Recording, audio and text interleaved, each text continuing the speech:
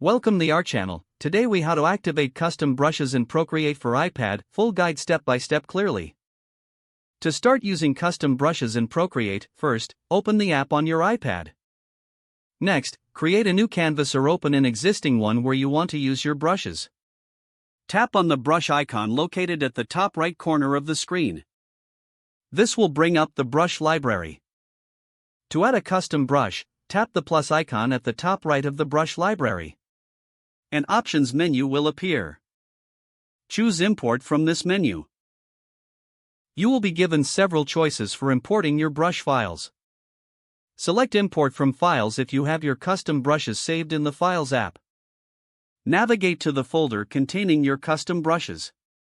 Once you find the brush file, tap on it to import it into Procreate.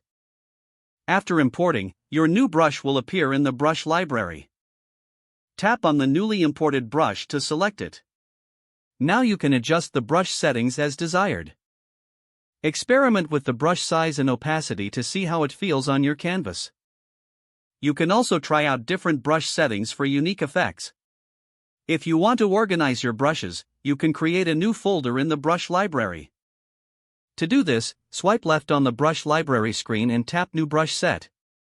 Name your brush set and tap Done. Now, you can move your custom brushes into this new folder for better organization.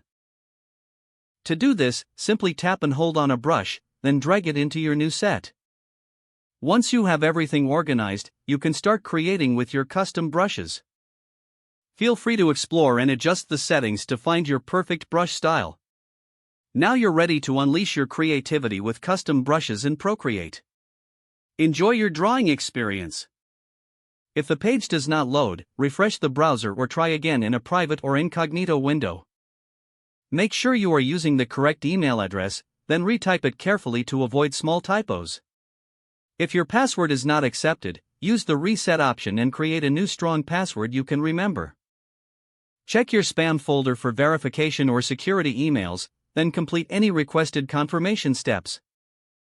Enable two-factor authentication if available to improve account security and reduce unauthorized access risk. Don't forget to like this video and subscribe to our channel for more step-by-step tech guides.